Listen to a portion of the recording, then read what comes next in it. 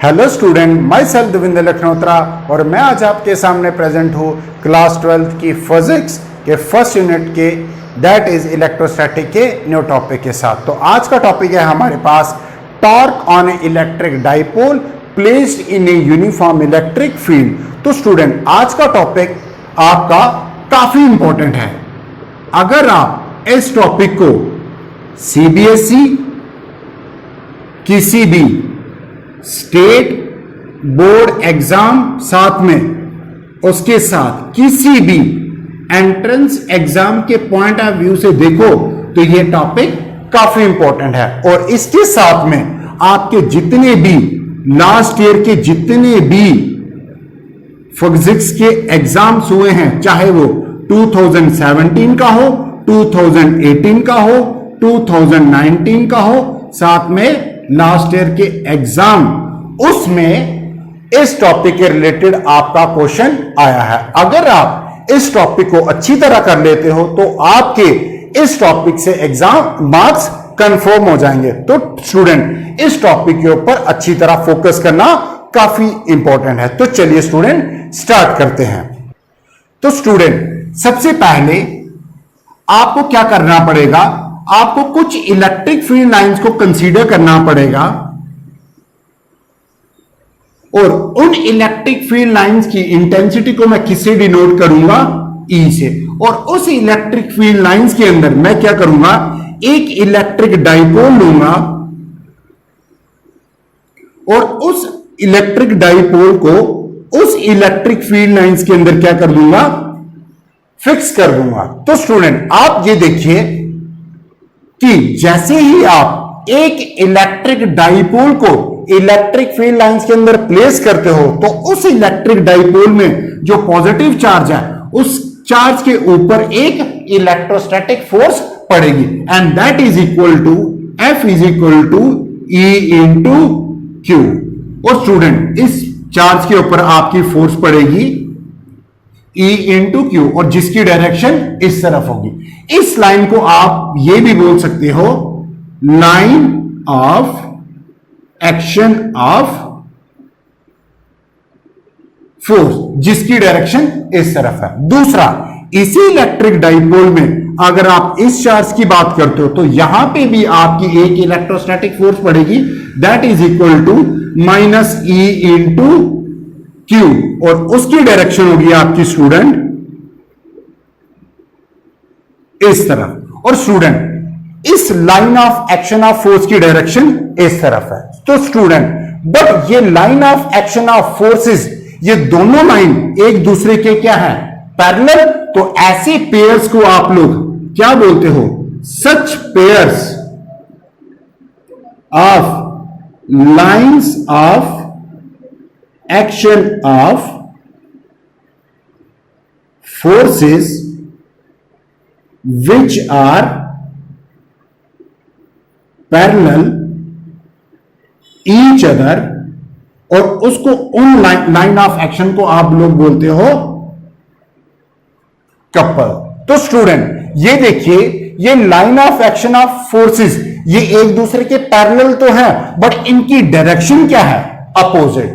कहने का मतलब है स्टूडेंट, मतलब इस इलेक्ट्रिक डाइपोल में एक फोर्स इस तरफ पड़ रही है, एक फोर्स इस तरफ पड़ रही है। तो इसके साथ क्या हो जाएगा स्टूडेंट, ये जो इलेक्ट्रिक डाइपोल आपने इलेक्ट्रिक फील्ड लाइंस के अंदर प्लेस किया है ये क्या हो जाएगा, क्लॉक डायरेक्शन में रोटेट होना स्टार्ट हो जाएगा। कहने का मतलब है स्टूडेंट, इसके अंदर टॉर्क प्रोड्यूस हो जाएगा।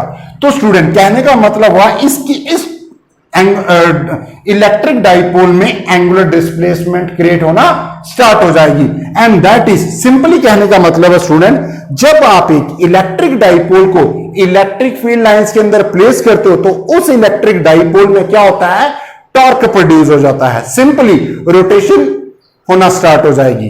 तो we also know that torque is equal to force into perpendicular distance between lines of action of force. तो स्टूडेंट टॉर्क कैसे निकाला जाता है? Force and the perpendicular distance between the line of action of forces. कहने का मतलब है student, force तो आपके पास गिवन है, ठीक है। अब आपको क्या करना पड़ेगा, इस लाइन और इस लाइन के बीच परपेंडिकुलर डिस्टेंस आपको क्या करना है, फाइंड करना है। तो हम क्या करेंगे स्टूडेंट, इस लाइन को बैकवर्ड एक्सटेंड करेंगे और यहां से क्या करेंगे आप लोग, एक परपेंडिकुलर ड्रा कर लोगे और साथ में ये आपके पास एक ट्रायंगल बन गया और उसको नाम दे दो ए बी सी। और देखिए स्टूडेंट, इस इलेक्ट्रिक डाइपोल ने इलेक्ट्रिक फील्ड लाइंस के साथ कितना एंगल बनाया उसको हमने कंसीडर कर लिया थीटा। तो स्टूडेंट, और उस परपेंडिकुलर का नाम आपके पास क्या हो गया, A B, and that is, और टॉर्क को डिनोट करते हैं टाउ से, and torque is equal to the force into the and perpendicular distance between the line of action of forces. तो स्टूडेंट, फोर्स की वैल्यू तो आपको पता है, that is E into q. But देखिए स्टूडेंट, यहां पे आपके पास परपेंडिकुलर आपको फाइंड करना पड़ेगा। अगर आप स्टूडेंट देखिए, अगर आप ट्राइंगल लेते हो, अगर आप राइट ट्राइंगल लेते हो, कौन सा, A B C, A B C, तो स्टूडेंट आपको परपेंडिकुलर फाइंड करना है, उसके साथ में थीटा गिवन है, उसके साथ हाइपोटेन्यूज गिवन है। तो आपको एक ट्रिग्नोमेट्री रेशियो लेनी पड़ेगी, दैट इज साइन थीटा। और साइन थीटा किसके इक्वल होता है student, perpendicular upon hypotenuse. Perpendicular theta के सामने वाला perpendicular that is A B, और उसके क्या बोलते हैं परपेंडिकुलर, 90 डिग्री के सामने वाला आपका होता है हाइपोटेन्यूज, दैट इज ए सी। तो स्टूडेंट, ए सी तो आपके पास पता है, आपको गिवन है, दैट इज 2a। तो देखिए स्टूडेंट, क्रॉस मल्टीप्लाई करिए, A B is equal to A C sine of theta. तो स्टूडेंट देखिए, ए सी की वैल्यू इंसर्ट करिए और आपके पास परपेंडिकुलर कितना आएगा, A B is equal to 2a sine of theta. तो स्टूडेंट, ये आपने क्या कर लिया, परपेंडिकुलर को भी आपने फाइंड कर लिया। इस परपेंडिकुलर की वैल्यू साथ में फोर्स की वैल्यू को आप लोग इस फार्मूले में क्या करिए, इंसर्ट करिए, और देखिए आपके पास कौन सा फार्मूला जनरेट होता है। तो जैसे ही स्टूडेंट आप क्या करोगे, इसके अंदर वैल्यू को इंसर्ट करोगे, वो किसके इक्वल आएगा, torque is equal to E into q. A B की वैल्यू क्या है आपके पास, 2a साइन ऑफ थीटा। तो स्टूडेंट, ये आपके पास एक फार्मूला जनरेट हो गया टॉर्क का।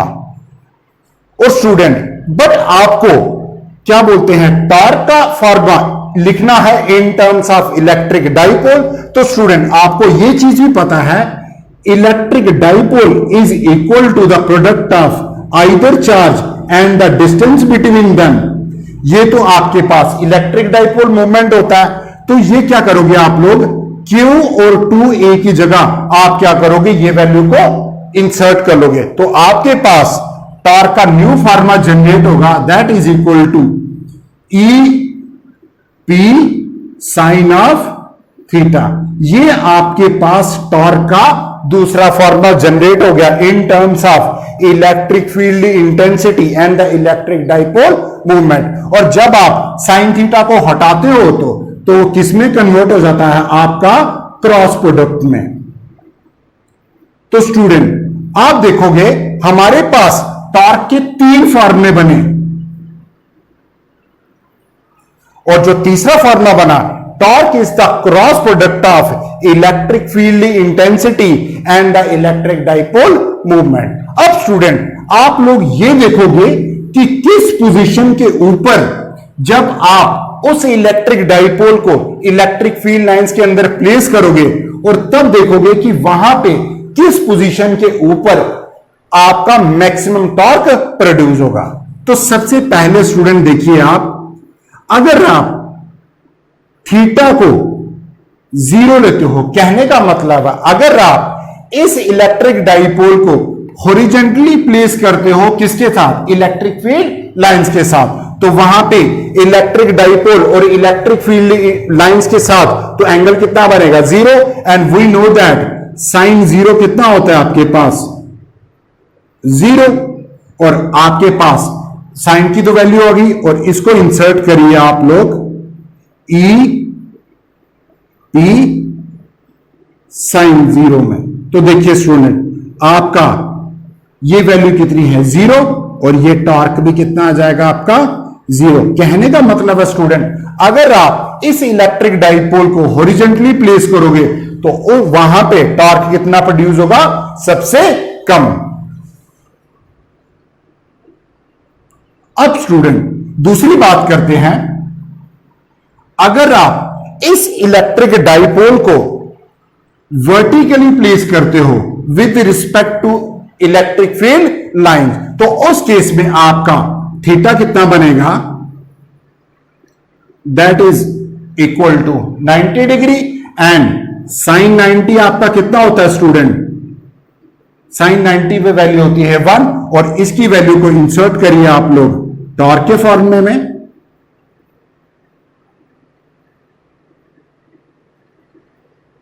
और तब आप नोट करोगे कि आपका टॉर्क का फॉर्मूला जनरेट होगा ए इंटू पी, और इस पोजीशन पे आपका टॉर्क मैक्सिमम प्रोड्यूस होगा।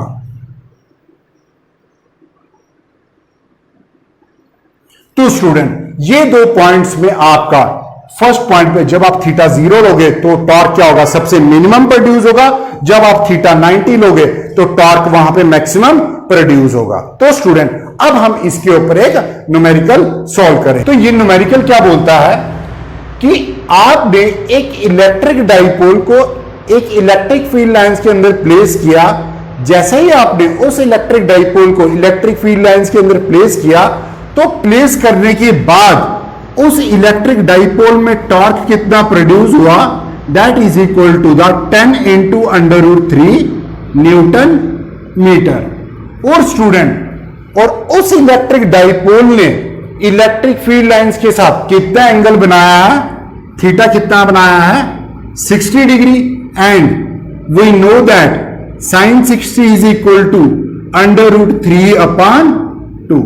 उसके साथ में स्टूडेंट उस इलेक्ट्रिक फील्ड लाइंस की इंटेंसिटी कितनी गिवन है, E is equal to 10⁻³ newton per coulomb, और उस इलेक्ट्रिक डाइपोल की लेंथ कितनी गिवन है,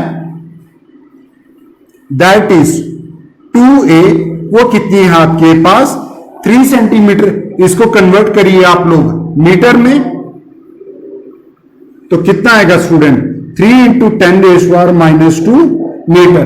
बट आपको स्टूडेंट कैलकुलेट क्या करना है, आपको कैलकुलेट करना है charge on the electric dipole. तो स्टूडेंट चलिए स्टार्ट करते हैं। सबसे पहले आपको कैलकुलेट करना है चार्ज।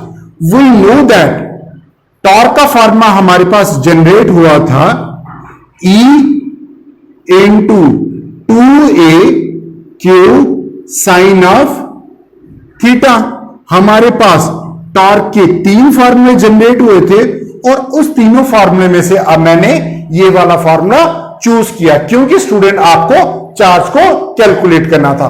तो सारी वैल्यू आपको गिवन है, सारी वैल्यू को आपको कैलकुलेट करना है। क्यों? तो सबसे पहले आप लोग क्यू की टर्म में इस फार्मूले को लिख लो। तो स्टूडेंट क्या बनेगा आपके पास formula, Q is equal to torque upon E into 2a and sine of 60। तो अब आप स्टूडेंट क्या करिए, इस फॉर्मूले में सारी वैल्यू को इंसर्ट करिए और न्यूमेरिकल को सॉल्व करिए, और क्या आएगा student, Q is equal to torque की वैल्यू है आपके पास 10 इंटू √3 अपॉन E की वैल्यू क्या है आपके पास 10⁻³ और 2a आपके पास उस डाइपोल की लेंथ कितनी है student 3 into 10⁻² metre, and sine 60 की वैल्यू आपके पास कितनी होती है स्टूडेंट √3/2। तो स्टूडेंट क्रॉस मल्टीप्लाई कर लिए, इसको ऊपर लेके चले जाइए, 10⁻³ 3 इंटू 10⁻⁻2 इंटू √3। तो स्टूडेंट क्या चीज कट होगी, ये और ये कट हो गया आपके पास। अब सेकेंडली क्या होगा, Q is equal to 2 into 10। देखिए स्टूडेंट बेस सेम है तो पावर क्या होगी स्टूडेंट, ऐड। इन दो टर्म्स को देखिए, आपके पास क्या है, बेस सेम और पावर क्या होगी आपके पास स्टूडेंट, ऐड। तो कितना बनेगा, 2 इंटू 10, 3 इंटू 10, ये भी कट हो गया आपके पास। And Q is equal to 2/3 और Q की वैल्यू आपके पास कितनी आएगी, 0.66 कूलम। मतलब उस इलेक्ट्रिक डाइपोल में चार्ज की वैल्यू क्या आई, आपके पास क्या आई, 0.66 कूलम।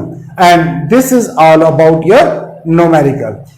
अब नेक्स्ट टॉपिक है हमारे पास polar molecule and non polar molecule. तो स्टूडेंट पोलर मॉलिक्यूल क्या होते हैं, पोलर मॉलिक्यूल ऐसे मॉलिक्यूल होते हैं जिनके अंदर दो पोल्स प्रेजेंट होते हैं। कहने का मतलब एक पॉजिटिव और नेगेटिव। बट पोलर मॉलिक्यूल्स में जो centre of the positive charge and the centre of the negative charge are slightly separated from each other. कहने का मतलब है स्टूडेंट, सबसे पहले डेफिनेशन लिख लेते हैं आप लोग। It consist of two poles, that is एक तो पॉजिटिव चार्ज दूसरा नेगेटिव चार्ज। तो उसमें क्या होता है आपका पोलर मॉलिक्यूल्स में, and the centre of positive charge is slightly separated from negative charge. कहने का मतलब है स्टूडेंट, आपके पास ये पोलर मॉलिक्यूल ऐसे मॉलिक्यूल होते हैं जिनके अंदर आप दो पोल्स प्रेजेंट होंगे, एक तो पॉजिटिव साथ में negative. But the centre of the positive charge and the centre of the negative charge are slightly separated from each other. कहने का मतलब ये दोनों पोल एक दूसरे के क्या होंगे, अलग अलग होंगे, स्लाइटली उन दोनों का सेंटर सेम नहीं होगा। तो ऐसे मॉलिक्यूल्स को आप बोलते हैं पोलर मॉलिक्यूल्स। और जब आप इन्हीं पोलर मॉलिक्यूल्स को इलेक्ट्रिक फील्ड लाइंस के अंदर प्लेस करते हो तो स्टूडेंट जैसे ही आप क्या करोगे, इन पोल्स को और इन पोलर मॉलिक्यूल्स को इलेक्ट्रिक फील्ड लाइंस के अंदर प्लेस करोगे तो स्टूडेंट ये स्ट्रेच होना स्टार्ट हो जाएंगे। और स्ट्रेच होने के बाद ये कुछ इनकी ऐसी शेप बन जाएगी, और ज्यादा स्ट्रेच होकर इनकी ऐसी शेप बन जाएगी। तो स्टूडेंट ऐसे मॉलिक्यूल को आप बोलते हो पोलर मॉलिक्यूल्स। दूसरा है आपके पास स्टूडेंट नॉन पोलर मॉलिक्यूल। तो स्टूडेंट ये भी आपके पास, इसमें भी दो पोल्स प्रेजेंट होते हैं। सबसे पहले it consist of two poles, एक तो पॉजिटिव दूसरा नेगेटिव। नॉन पोलर मॉलिक्यूल कहने का मतलब ये नहीं कि उसके अंदर कोई पोल्स नहीं प्रेजेंट होंगे, उसके अंदर पोल्स प्रेजेंट होंगे, but the centre of positive charge coincide with negative charge. कहने का मतलब है स्टूडेंट नॉन पोलर मॉलिक्यूल में पॉजिटिव और नेगेटिव चार्ज का सेंटर वो क्या करता है, एक दूसरे के साथ होता है, क्या होता है, मिलता है, कोइंसाइड करता है। और जैसे ही आप स्टूडेंट इस नॉन पोलर मॉलिक्यूल को क्या करते हो, इलेक्ट्रिक फील्ड लाइंस के अंदर क्या करते हो, प्लेस करोगे, तो स्टूडेंट पॉजिटिव और नेगेटिव चार्ज के ऊपर क्या पड़ेगा, इलेक्ट्रोस्टैटिक फोर्स पड़ेगा ना। तो स्टूडेंट जैसे ही आप इन नॉन पोलर मॉलिक्यूल को इलेक्ट्रिक फील्ड लाइंस के अंदर प्लेस करोगे तो इनके ऊपर जैसे ही फोर्स पड़ेगी, फोर्स पड़ने के बाद ये कुछ स्ट्रेच होने के बाद ऐसी शेप ले लेंगे और ये कन्वर्ट हो जाएंगे आपके किस में, पोलर मॉलिक्यूल्स में। तो स्टूडेंट आप ये देखिए कि आपके नॉन पोलर मॉलिक्यूल्स कन्वर्ट होते हैं पोलर मॉलिक्यूल्स में कब, जब आप उनको इलेक्ट्रिक फील्ड लाइंस के अंदर प्लेस करते हैं। तो आपके नॉन पोलर मॉलिक्यूल्स वैसे बेसिकली होते क्या हैं, जिनका पॉजिटिव और नेगेटिव चार्ज का सेंटर सेम हो, तो स्टूडेंट ऐसे मॉलिक्यूल को बोलते हैं पोलर। तो स्टूडेंट अब हमारे पास नेक्स्ट टॉपिक है कॉन्टिन्यूस चार्ज डिस्ट्रीब्यूशन। तो स्टूडेंट कॉन्टिन्यूस चार्ज डिस्ट्रीब्यूशन हमें यह बताता है कि एक सरफेस के ऊपर, एक बाउंड्री के ऊपर, साथ में एक वॉल्यूम के अंदर चार्ज कैसे और कितना डिस्ट्रीब्यूशन है। सिंपल कहने का मतलब है कॉन्टिन्यूस चार्ज डिस्ट्रीब्यूशन हमें यह बताता है कि आपकी चार्ज डिस्ट्रीब्यूशन के बारे में हमें बताता है। किसके बारे में बताएगा? It tells the distribution of charge. कहां पे स्टूडेंट? सबसे पहले ऑन ए लाइन, मतलब कहने का मतलब है एक बाउंड्री की, एक ऑब्जेक्ट की, एक मटेरियल की सरफेस की, एक बाउंड्री के ऊपर कैसे चार्ज डिस्ट्रीब्यूट हुआ है वो हमें पता चलता है कॉन्टिन्यूस चार्ज डिस्ट्रीब्यूशन से। दूसरा स्टूडेंट, एक सरफेस के ऊपर कैसे चार्ज डिस्ट्रीब्यूट हुआ है, कहने का मतलब है कैसे चार्ज फैला हुआ है, उससे उसके बारे में पता चलता है। थर्ड हमें पता चलता है इन ए वॉल्यूम, मतलब एक सर्टेन वॉल्यूम के अंदर चार्ज कैसे डिस्ट्रीब्यूट हुआ है वो हमें पता चलेगा कॉन्टिन्यूस चार्ज डिस्ट्रीब्यूशन। तो स्टूडेंट सबसे पहले बात करेंगे ऑन ए लाइन, जिसको आप बोलते हो लीनियर चार्ज डिस्ट्रीब्यूशन। तो स्टूडेंट लीनियर चार्ज डिस्ट्रीब्यूशन हमें क्या बताता है? It tales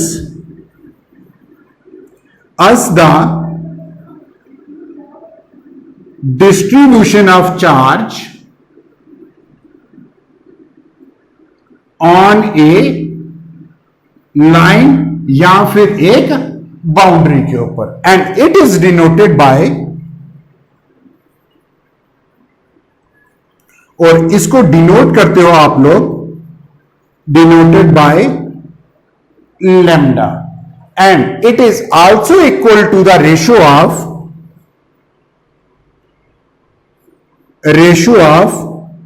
small charge over small length. कहने का मतलब है स्टूडेंट लीनियर चार्ज डिस्ट्रीब्यूशन हमें क्या बताता है, उसको डिनोट आप करते हो लैम्डा से, and it is equal to the ratio of small charge to the small length. मतलब एक लाइन के ऊपर क्या बोलते हैं, कैसे चार्ज डिस्ट्रीब्यूशन हुआ है वो हमें पता चलेगा लीनियर चार्ज डिस्ट्रीब्यूशन से। या फिर स्टूडेंट यहां पे एक टर्म यूज की जाती है density, and the SI unit of student linear charge distribution is, तो स्टूडेंट क्या होगा आपके पास,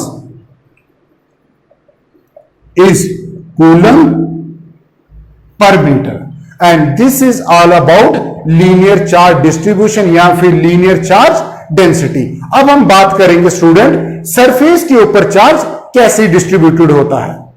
तो दूसरा आपके पास आ गया स्टूडेंट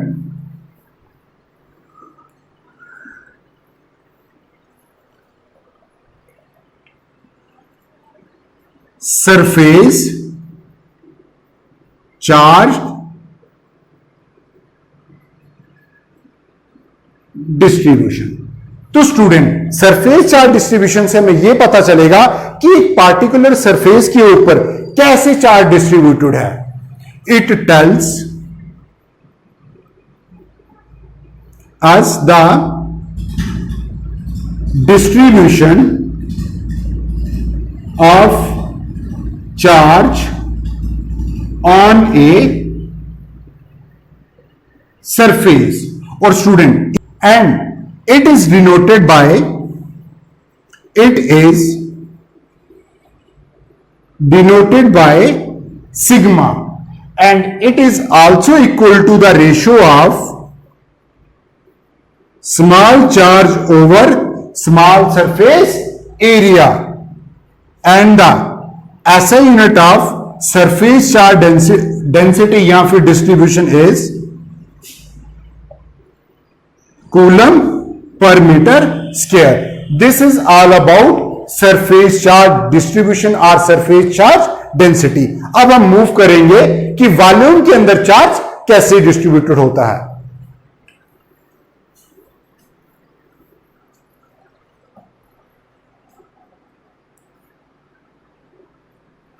वॉल्यूम चार्ज डिस्ट्रीब्यूशन। तो स्टूडेंट, वॉल्यूम चार्ज डिस्ट्रीब्यूशन से हमें यह पता चलता है कि एक पार्टिकुलर वॉल्यूम के अंदर कैसे चार्ज डिस्ट्रीब्यूटेड है। It tells us the distribution of charge in a volume. It is denoted by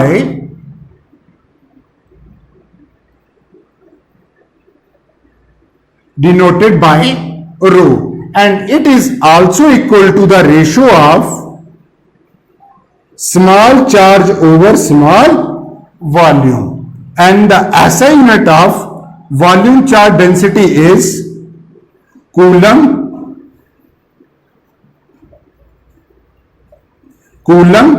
per metre cube. तो स्टूडेंट, ये टॉपिक था हमारे पास कॉन्टिन्यूअस चार्ज डिस्ट्रीब्यूशन। तो स्टूडेंट, अगर आपको अभी तक मेरे इस लेक्चर में कहीं पे भी कोई डाउट आया है तो आप मुझे मेरे कमेंट बॉक्स में मुझे जरूर बताइए। Thank you.